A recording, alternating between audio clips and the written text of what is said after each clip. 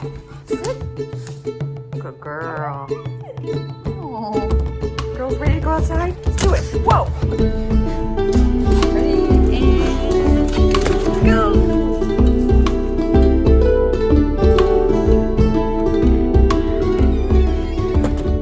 Right. It's my lunch break, but I'm tired of sitting in front of a computer, so I thought I'd come out here try to shoot the July garden tour, because we just had a lovely rainstorm, which means everything is very shiny and refreshed, although maybe a little droopy in places. Anyway, this is an exciting time for the garden because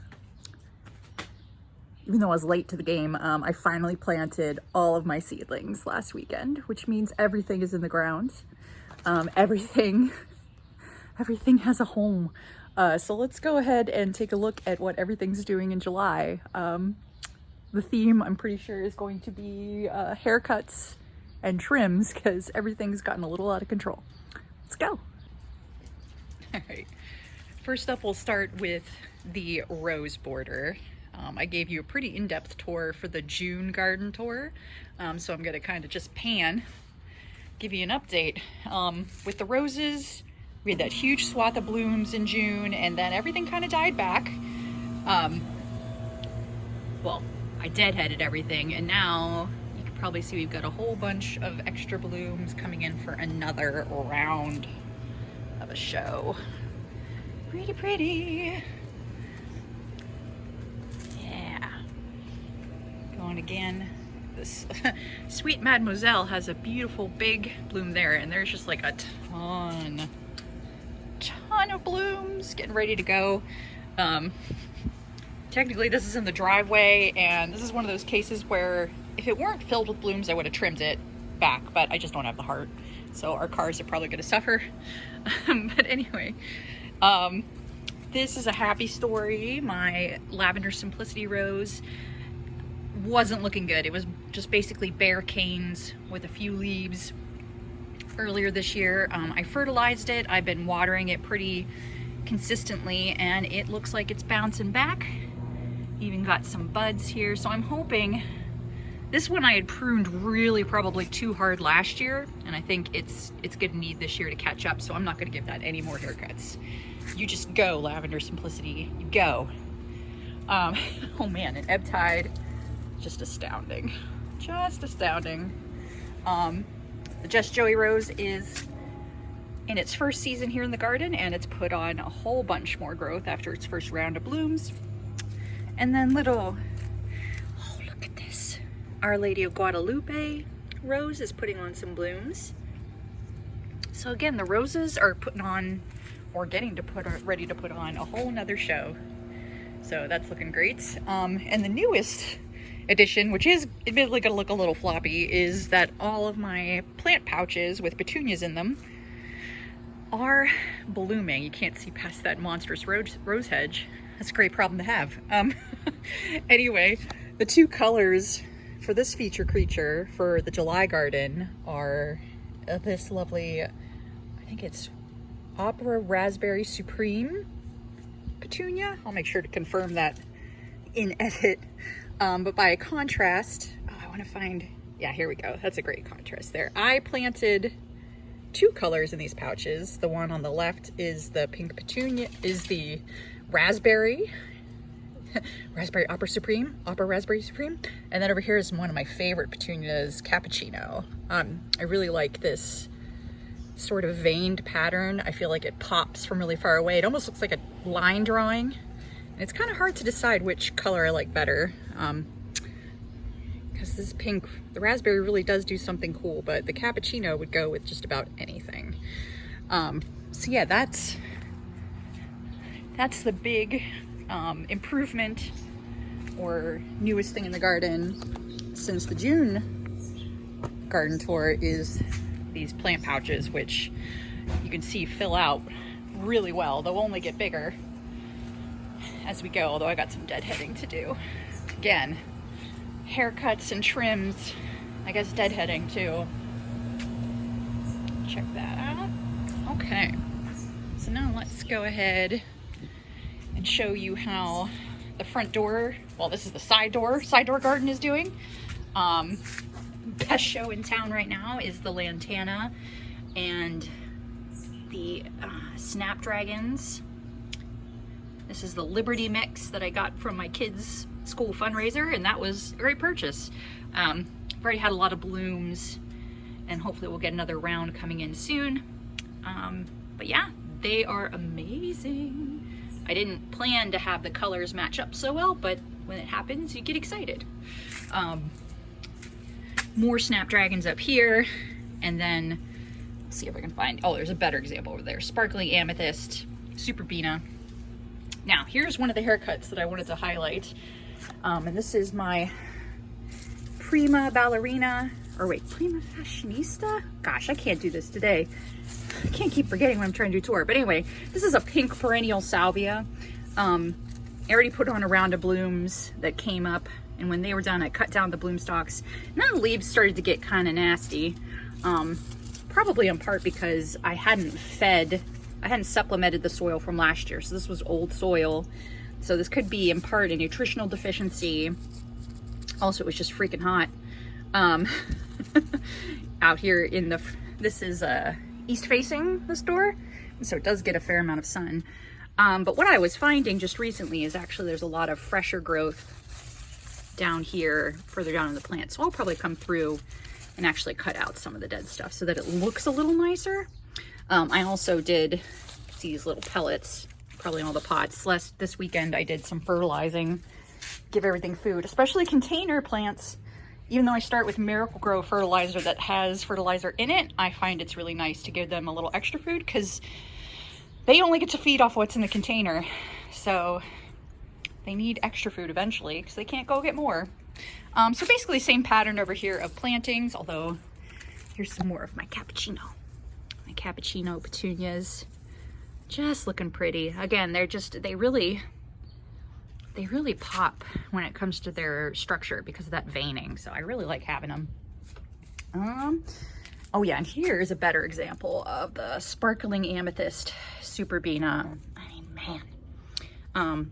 This is a proven winners variety, and last year I did the Sparkling Rose or Sparkling Rosé. I can't remember which one it was, but it was pink with the same sort of variegation. And I've seen that there's a Peachy Keen, which is more of like a peach color variety that I'll probably have to get my hands on because I really like orange toned things.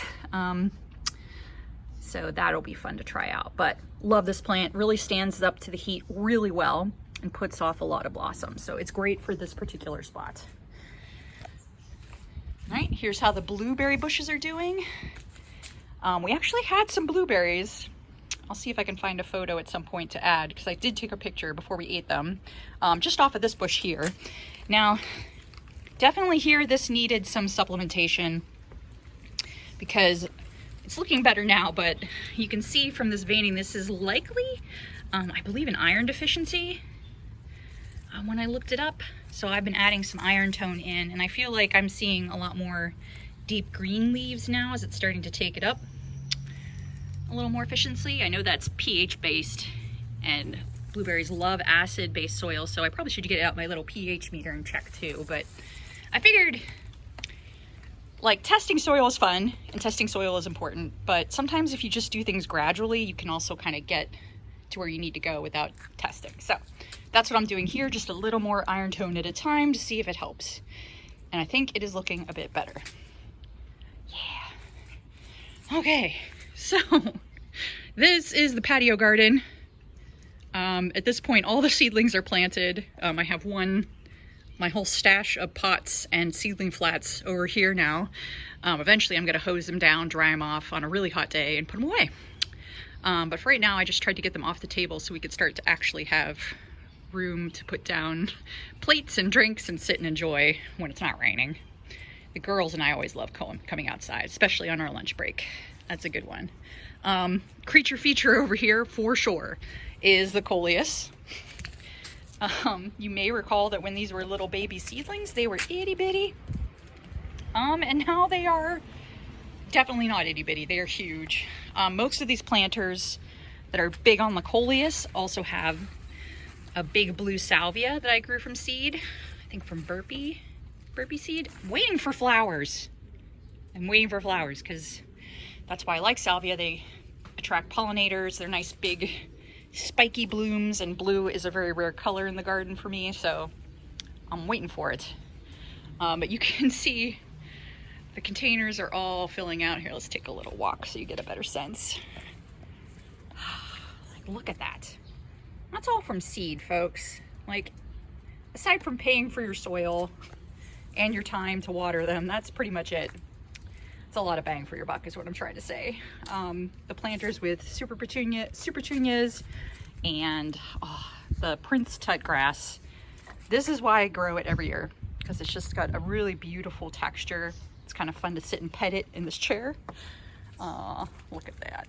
The sweet potato vine is going insane. So this is another one of those haircut trim themes where, like, I'm coming through thinking maybe I should figure out if I can split this, because it's taken up a whole bunch of the pot. This poor little coleus and this African daisy are like holding on for dear life. This thing is a beast. That's okay. We'll find another room.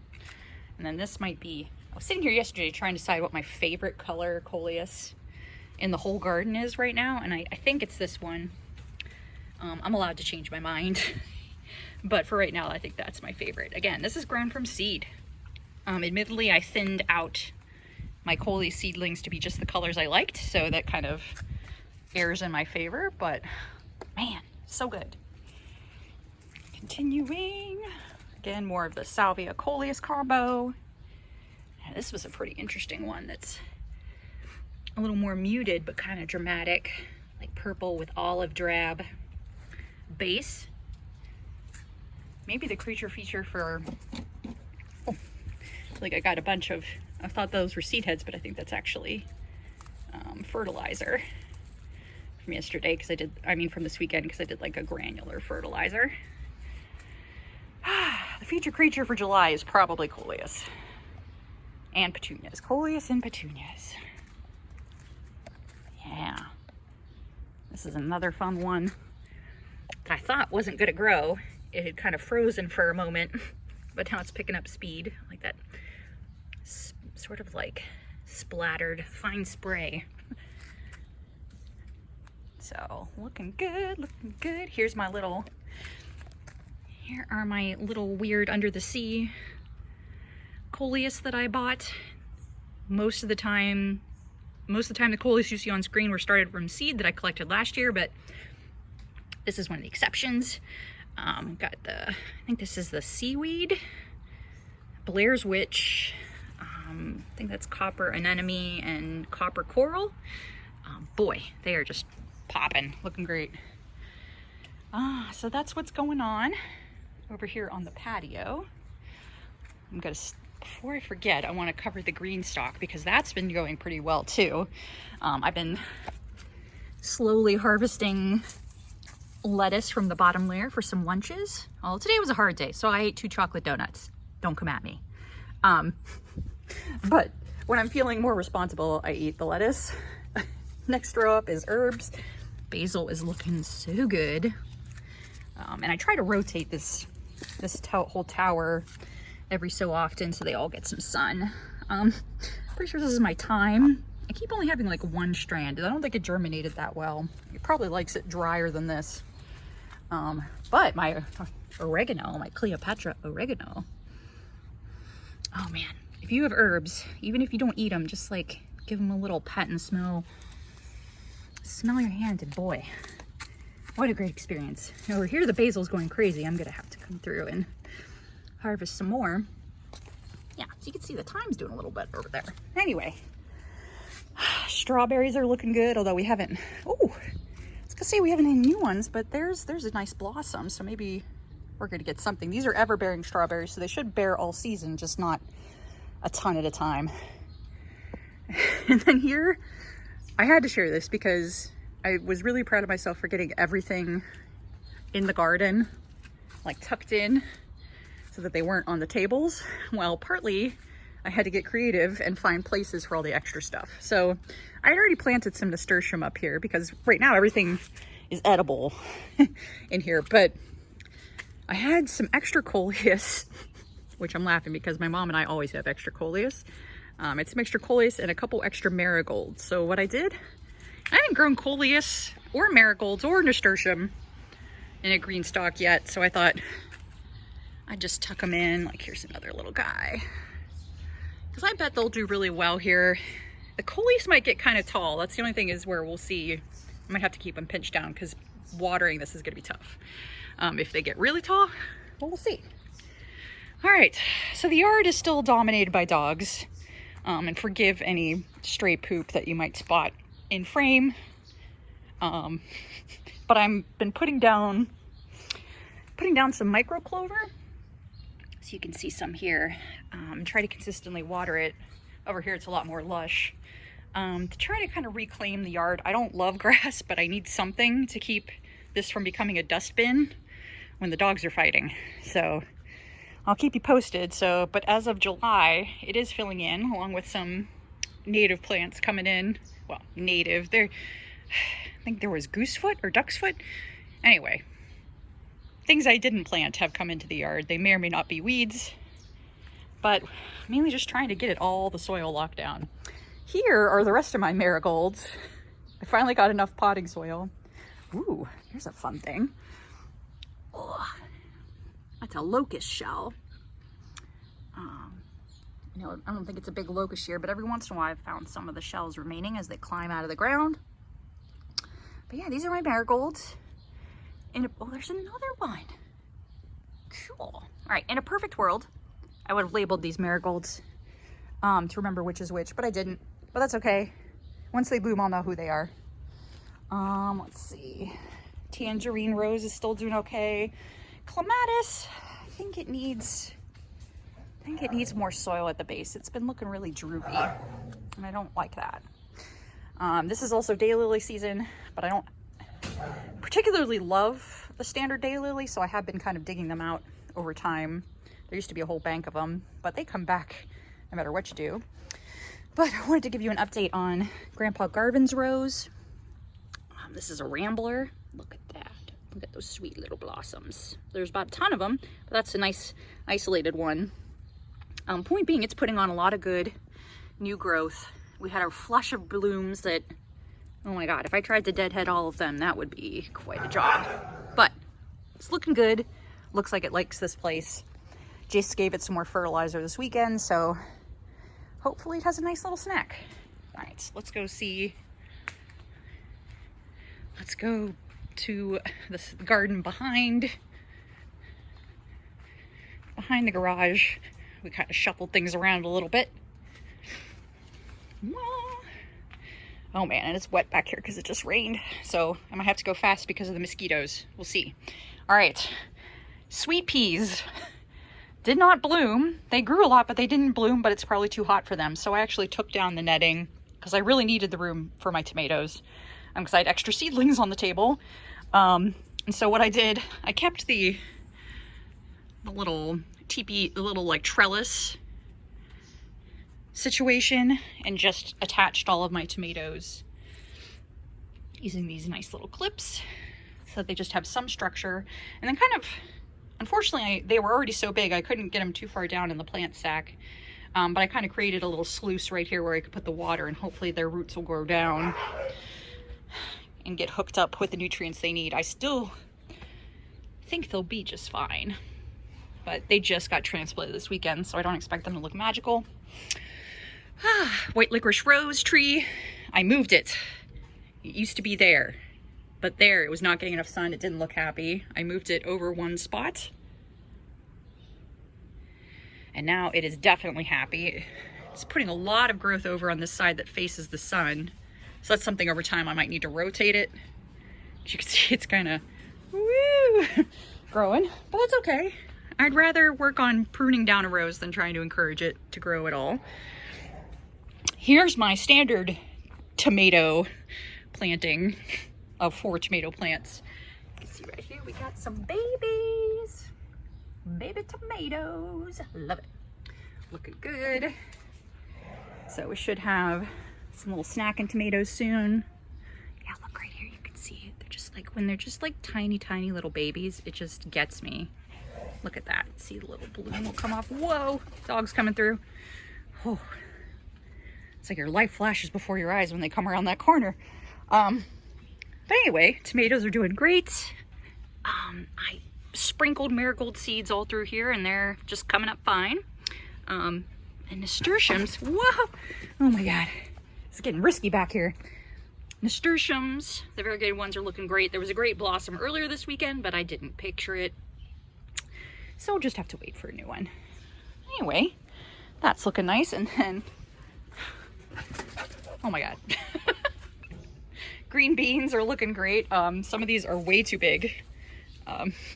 This is the Vortex pool bean. I need to come out here and just harvest because there's a ton. The kids and my husband like to snack on them raw, so it's not like there's a lot of fuss that goes into preparing them. Just got to bring them in. All right, last update out here is my hanging baskets. I had some petunia seedlings in here, but they got too much rain and shade because I had them back in the shadier area of the yard. So they didn't do well. So what did I do? I pulled them out. You know, said thank you for your time, but since they were seedlings, I didn't spend much money on them, and I still used the seedlings, other seedlings everywhere else, so it wasn't a waste. Oh God, I'm just waiting for those dogs to come running back through. So again, planted some extra coleus, and some extra marigolds that I had lying around. My Dichondra Silver Falls survived. This is from the original planting. And this is basically the same situation over here. Hopefully they like it.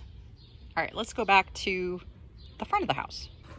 Yeah, so I'm about to show you an ongoing lesson that I want everyone to remember for Forsythia, which happened to be really my most popular video, is me pruning my Forsythia last year. I pruned it down really hard, and it came back just fine. Had nice blossoms. I'll try to find that footage because I want to share it eventually. But let's see, can I rotate the screen? All right, hold on one second. So this is it. It's grown all the way back. Last year I pruned it, I think, down to about here, and it came back. Forsythia does like pruning. I mean, this year I probably won't prune it as hard because the canes on the inside are a lot healthier this year. Last year there were a lot of dead ones. But anyway, the beast lives. There's no stopping her. Just slowing her down with pruning. Good girls. Yeah, they're gonna wait here. There's some creature underneath the Forsythia bush too that they keep going after. So they act like they're waiting for me, but as soon as I turn, they'll be off after that thing. All right, so this is the driveway garden. Definitely filling out. My newest rose over here is looking great. Alex's lemonade stand. It's coming back for another round of blooms, just like its friends over in the rose hedge. Still getting some blooms on the foxglove as well. Camelot lavender. Or Dalmatian lavender, dang it. I think it's Camelot lavender. Anyway, that's almost done. I've stopped pinching back my aster. This is Bluebird. It blooms in late October at best. It's like one of the latest asters I've ever seen to bloom. But I was raised to pinch it back until the 4th of July, and the 4th of July has passed, so now it gets to grow free reign. We'll see how big that thing gets. My May night and April night salvia has been blooming. I can't remember which is which, so point being, one blooms a little earlier than the other, because I'm trying to work on getting a full season of blooms out of this hedge. But it takes time and effort, so, and observation, so we'll get there. Now, this is not the feature creature for July, but maybe by August, my dahlias will be a show to remember, I'm hoping. You can see, yeah, we're getting like, we might actually have some flowers coming. The funny story here was that nothing came up in this pot, nothing, for a long time. So I went ahead and split off from another plant, this little plant here, and I was like, yes, it's established, we'll have something. And then this weekend I noticed that something finally decided to bloom there. I don't think it's more of that plant, but maybe it is. We'll find out when it blooms. But that's just one of those things, you can give up hope, and that's when your plant will prove you wrong, because they like to do that. Yeah, so working on, trying to see what's new to show you. I have Veronica Pretty Picasso, which are these pink flowers that look kind of fluffy. I had meant to get Very Van Gogh, which is more of a blue-purple. But this is what arrived, and you know, it's so pretty, I didn't mind breaking my color scheme a little bit, because Veronica's pretty, it has a nice texture, so it gets to stay.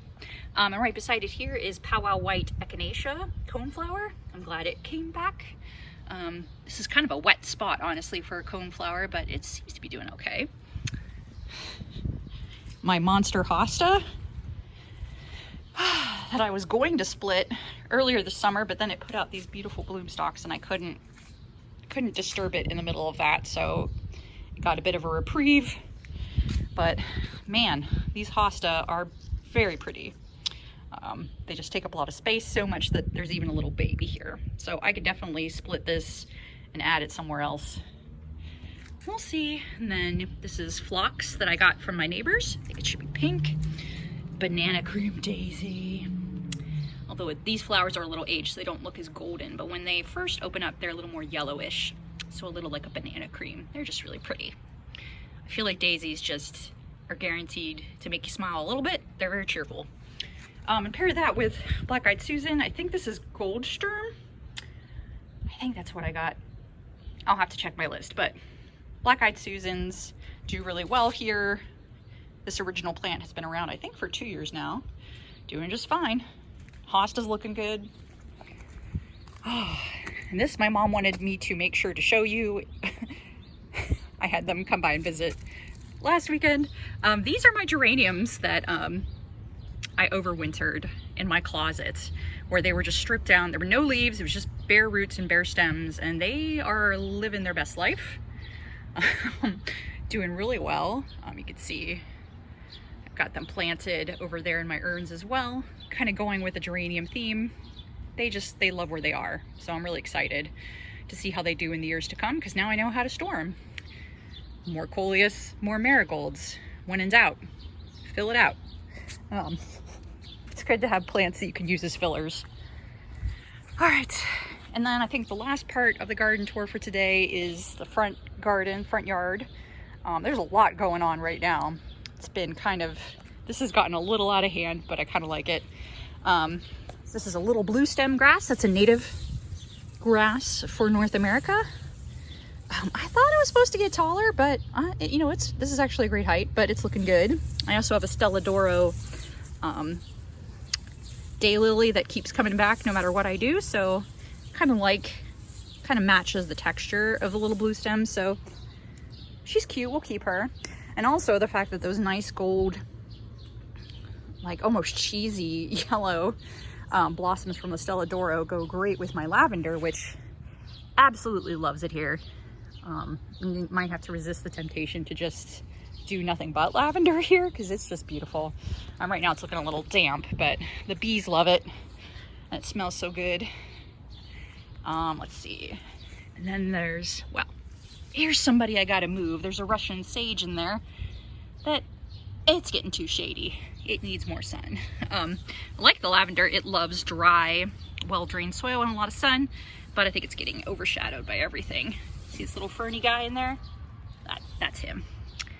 Meanwhile, Echinacea double scoop, I think cranberry orange. Oh no, maybe I gotta look. Man, I'm sorry guys, I'm like forgetting all my flowers, but this is another coneflower. Great color. It's very pink and orange at the same time. So big fan of that. And then here's where I planted some of my petunias from seed that I grew specifically for this reason. Let's see. I'm trying to remember their name. Must be a word. So that's the color that they'll be. And these petunias, which I'm just blanking on the name. Oh, silver title petunia. They are supposed to get huge. They are landscape petunias, which means they need to stay low and cover a lot of ground. So hopefully they're gonna catch up and start doing that. I feel like I got them planted a little bit late. And then little lime hydrangea, looking healthy and happy. This might be the year I shape it up a little bit, but it's really liking where it is. Dianthus Frosty Fire. It's kind of waned out with the heat, but it's still putting out some blossoms. That is a daisy. I think that's marshmallow puff, but those need deadheaded. Plus my blue star juniper. There's like some really nice blue going on through here. Trying to mix the foliage textures and colors, like with the heuchera, just to give it something going on. There's my Oregon grape, still being structurally interesting. You can see some little grapes here. I don't eat them, but you could. Meh. More of my petunia that I planted, and then these are new. I planted daylily bulbs last fall, but they did not seem to come back. Although now that I planted them, planted new ones, I'm sure somebody will show up. These are bubblegum pie daylily, and it's a hybrid, and it's a rebloomer. So this thing just keeps blooming and blooming. Like here's the new blooms coming up, old blooms dying back. It's still loaded with more stuff. So I'm really excited about how they're doing already. They've been in the ground for about 2 weeks now, looking good. And boy, and I love the blue fescue with the cherry, with the bubblegum pink, bubblegum pie. I can't talk today. Bubblegum pie flowers, like that is a lovely combo. Plus also playing off the real showstopper, and where I think I'll end this tour today is this hydrangea that came with the house. It's interesting. I feel like now that it's rained more, they're starting to turn more pink, which is when the soil gets more basic. Blue is when the soil is more acid. And I do fertilize with Hollytone, which is supposed to be more acidic. So that's why I think some of them were blue to start, and now with all the rain, they're starting to turn pink. But anyway, these are really beautiful, big blossoms. And hydrangeas do, as far as I can tell from driving around my neighborhood, hydrangeas do really well here in Michigan in Zone 6B. And this one was a new plant, I think, when I bought the house, because it needed a lot of love that first summer. And now look at it. It's growing bigger and bigger. But anyway, that's where I think I'm going to end the garden tour. Right, so that's where I'm going to end today's tour. This is my birthday month, so I'm hoping to get some sweeter filming gear soon to make things sound better and be more stable. But anyway, that's what's going on in July. Lots of things in the garden are growing and fleshing out. If I find time, I'll try to do some pruning videos, but it's also a busy time of year. I feel like I say that about everything. But anyway, thanks for joining me on this little lunch break garden tour. Hope you're having a good summer, as good as it can be expected, and that you're spending plenty of time in the garden, or at least outside, staring at the sun. Whatever you gotta do. All right, thanks for stopping by. Bye, y'all.